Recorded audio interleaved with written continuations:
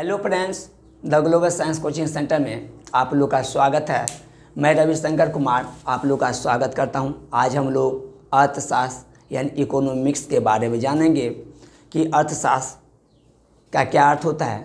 अर्थशास्त्र का अर्थ और शास्त्र। अर्थ का अर्थ होता है धन और शास्त्र का अर्थ होता है प्रबंध करना या इंतजाम करना, यानी धन का प्रबंध करना। यानी अर्थशास्त्र के पढ़ने से पहले हम लोग को जानना चाहिए कि अर्थशास्त्र के लेखक कौन है। अर्थशास्त्र के लेखक कौटिल्य, जिन्हें अलग अलग नामों से जाना जाता है। इन्हीं का नाम है चाणक्य और इन्हीं का नाम क्या है, विष्णुगुप्त। अर्थशास्त्र का जनक एडम स्मिथ जी को कहा जाता है। वैसे आधुनिक अर्थशास्त्र का जनक किन्स महोदय जी को कहा जाता है। हम लोग अब जानेंगे अर्थव्यवस्था एवं इसके विकास का इतिहास।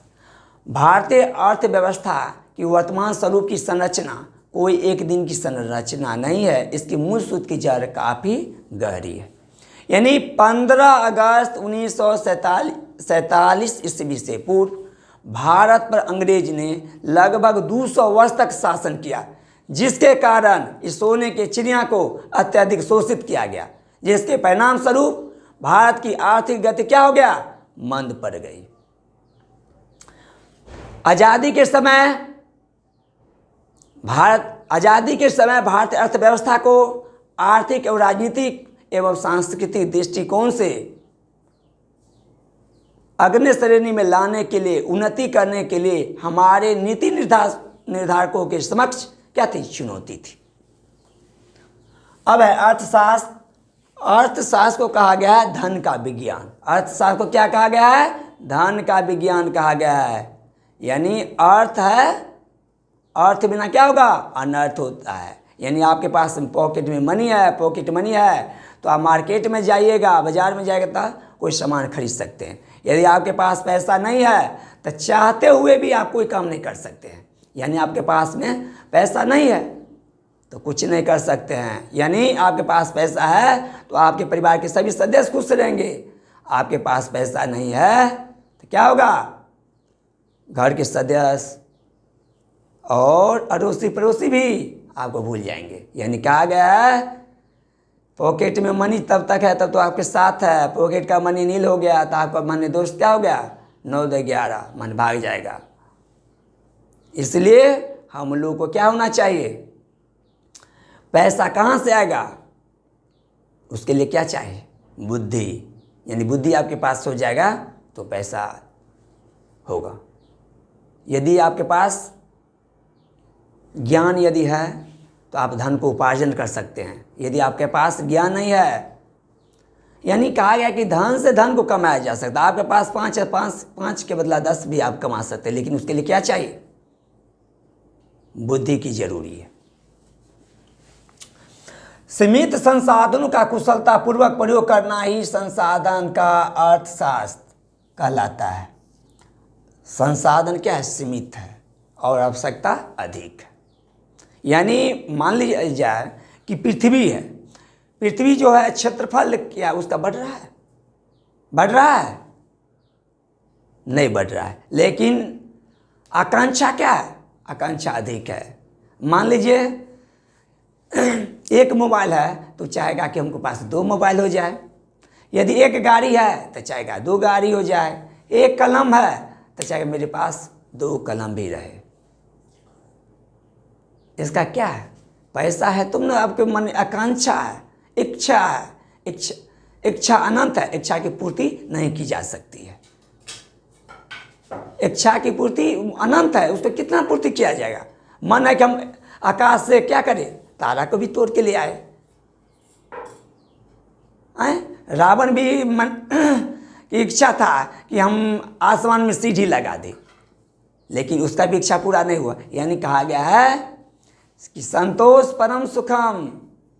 संतोष ही क्या है, सबसे बड़ा सुख है। यदि आपके पास संतोष होगा तो सब कुछ आपके पास है। यानी इच्छा क्या है, अनंत है और संसाधन सीमित है। सीमित संसाधनों का कुशलतापूर्वक प्रयोग करना ही संसाधन का अर्थशास्त्र कहलाता है। अर्थव्यवस्था का परिचय। अंग्रेजी शासन ने भारतीय अर्थव्यवस्था को अपना एक उपनिवेश बनाकर रखा था। अंग्रेज क्या किया? भारत को अपना उपनिवेश बनाकर रखा, जिसका यानी फूट डालो और शासन, यानी डिवाइड एंड रूल्स के बारे में उसका नीति ही था कि यदि डिवाइड किया जाए, यदि मान लीजिए आपका पाँच वो लट्ठा है लकड़ी का है, यदि एक जगह है तो उसको तोड़ना आसान नहीं होगा, लेकिन अलग अलग हो जाएगा, डिवाइड उसको कर दिया जाएगा तो तोड़ना क्या होगा? आसान होगा। यानी उसका अंग्रेज का यही नीति था कि उस समय भारत मूल जड़ को समझ गया कि यदि इस यहाँ पर यदि जात के नाम पर, धर्म के नाम पर, संप्रदाय के नाम पर इसको यदि डिवाइडेड कर दिया जाए तो यहाँ शासन चलाना बहुत सुगम होगा, यानी सरल होगा। उपनिवेश, अब हम कॉलोनी बोलते हैं। उपनिवेश कहते हैं कोई शासित देश है, कोई अपने अधीनस्थ देश को आर्थिक, सामाजिक और राजनीतिक दृष्टिकोण से के अंतर्गत उसको अपने अंदर उसको नियंत्रण करता है। तो उस शासित देश को अधीनस्थ देश, उस शासित देश के अंतर्गत क्या होगा? अधीनस्थ देश उसका उपनिवेश होगा। यानी भारत जो था अंग्रेज का उपनिवेश था। अब हम लोग जानेंगे कि अर्थव्यवस्था का अर्थ। अर्थव्यवस्था एक ऐसा तंत्र या ढांचा है जिसके अंतर्गत विभिन्न प्रकार की क्रियाएं संपादित की जाती है, जैसे कृषि। हम लोग कृषि क्यों करते हैं?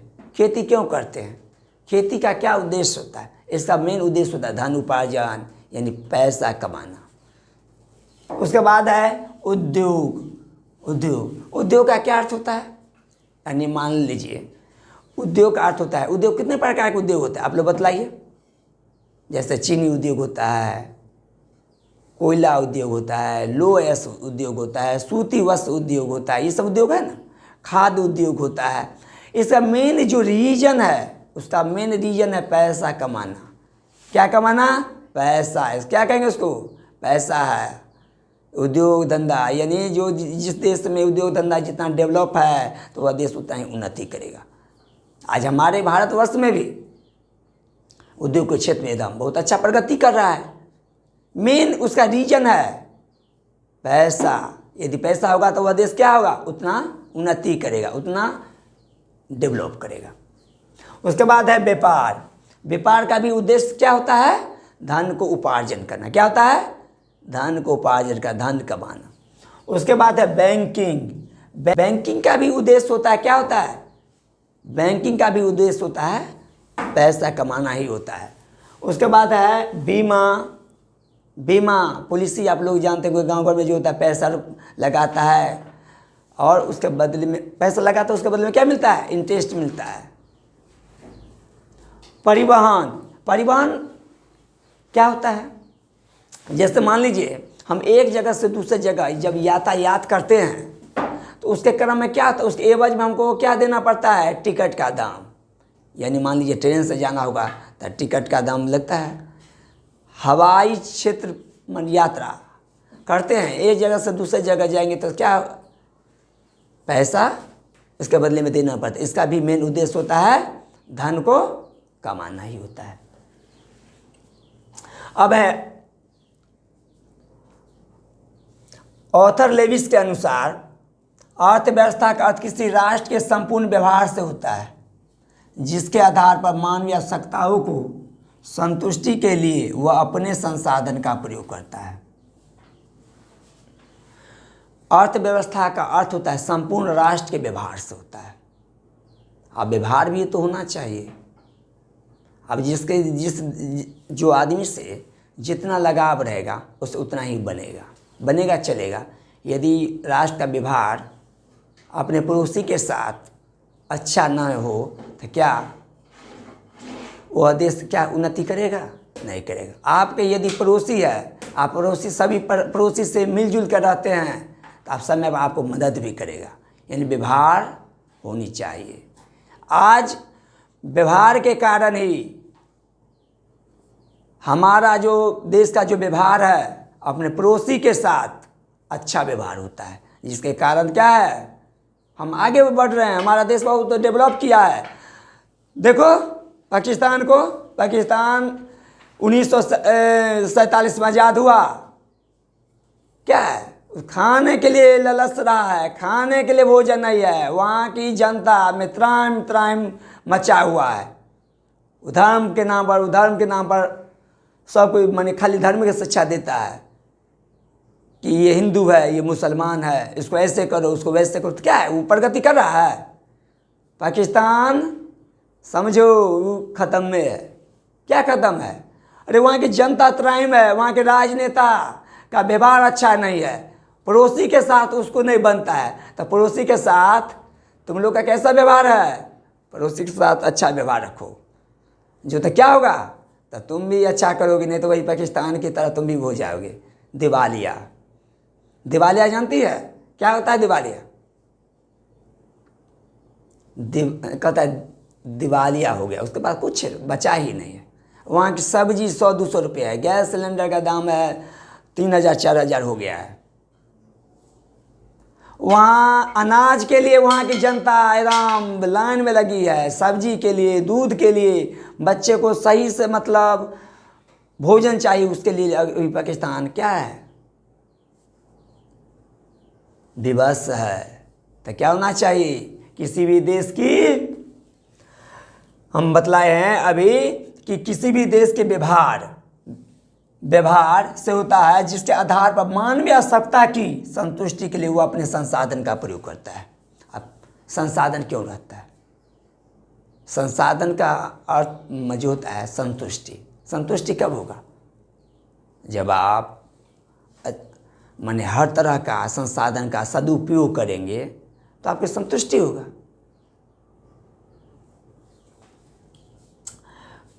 अब हम जाएंगे ब्राउन के अनुसार। ब्राउन के अनुसार अर्थव्यवस्था आजीविका अर्जन की एक प्रणाली है। आजीविका यानी जीने का क्या एक प्रणाली है। Economy is the system of earning livelihood. दूसरे शब्दों में अर्थव्यवस्था आर्थिक क्रियाओं का एक संगठन है जिसके अंतर्गत लोग काज करके अपनी आजीविका को चलाते हैं। संक्षेप में कहेंगे अर्थव्यवस्था समाज की सभी आर्थिक क्रियाओं का योग होता है। समाज के पैसा है तो समाज में जितने भी आर्थिक क्रिया होगा उसमें हम उसको कर सकते हैं। यानी मान लीजिए कहा जाए तो आज जिसके पास जितना पैसा है तो पैसा से पैसा कमाया जाता है। आज मान लो भारत प्रगति की है, क्यों कि इसके पास पैसा है, भारत के पास पैसा है तो हम दूसरे देश से टेक्नोलॉजी को खरीद लेते हैं और हम अपने देश को क्या करते हैं, विकास के पथ पर अग्रसर करते हैं। आज भारत जो है ज्ञान विज्ञान हर क्षेत्र में डेवलप किया है। उसका मेन रीजन क्या है? भारत के पास क्या है? धन है, रुपया है। रुपया से क्या होता है? हम कोई टेक्नोलॉजी खरीद लेते हैं, बहुत बड़ा मिसाइल खरीद के ले आते हैं, रूस से खरीद लेते हैं, यूरोपीय देश से खरीद लेते हैं। और क्यों खरीदते हैं? मिसाइल के ज़रूरी है, लेकिन ज़रूरी है, हर चीज़ का ज़रूरी है।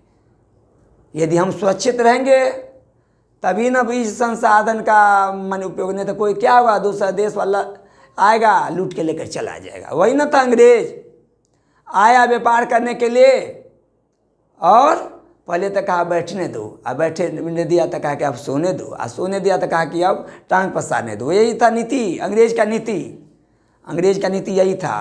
पूरा प्रसारित कर लिया और यहाँ के कल कारखान को क्या कर दिया, अपने ऊपर निर्भर बना दिया, जिसके कारण भारत की आर्थिक गति क्या हो गया, मंद पड़ गया। आज हमारे प्रधानमंत्री श्री नरेंद्र मोदी जी के नेतृत्व में भारत का विकास तीव्र गति से हो रहा है। यानी हम लोग को राजनेता भी तो चाहिए कैसा? जो देश की तरक्की कर सके। यानी हम एक देश से दूसरे देश से यदि सही से आयात और निर्यात करेंगे तभी वह देश क्या होगा? उन्नति करेगा, और नहीं तो पीछे पड़ जाएंगे, पीछे रह जाएंगे। दुनिया आगे बढ़ रहा है तो कहा गया है कि धन, तो दुनिया को एक एक काम तुम कर सकते हो यदि पैसा रहेगा तो। यानी कहा गया है कि पैसा यदि रहेगा तो कुत्ता को भी गले में वो लगा दो, वो झोला, वो भी तुमको सामान मार्केट से बाजार से ले आता है। तुम लोग देखते हो मोबाइलों से देखता है, सब्जी खरीदने के लिए चला आता है। ये क्या है? यानी आपके पास पैसा रहेगा तो कोई भी काम कर सकते हैं। तो ये अर्थशास्त्र का मेन उद्देश्य, पढ़ने का उद्देश्य होता है कि आप धन को किस तरीका से कैसे अर्जित करते हैं। आज भारत जो है आर्थिक रूप से बहुत मजबूत हुआ है। उसका मेन उद्देश्य यहाँ के संसाधन का सदुपयोग कर रहा है, जिसके कारण क्या होता है? भारत आज दुनिया के अग्रणी श्रेणी, अग्रणी पथ पर अग्रसर है। भारत की जो अर्थव्यवस्था है, भारत की अर्थव्यवस्था दुनिया की पांचवी बड़ी अर्थव्यवस्था है, इकोनॉमी है। इसलिए ये वीडियो आप लोग को अच्छे लगे, इसे लाइक्स और सब्सक्राइब अवश्य करेंगे। जय हिंद।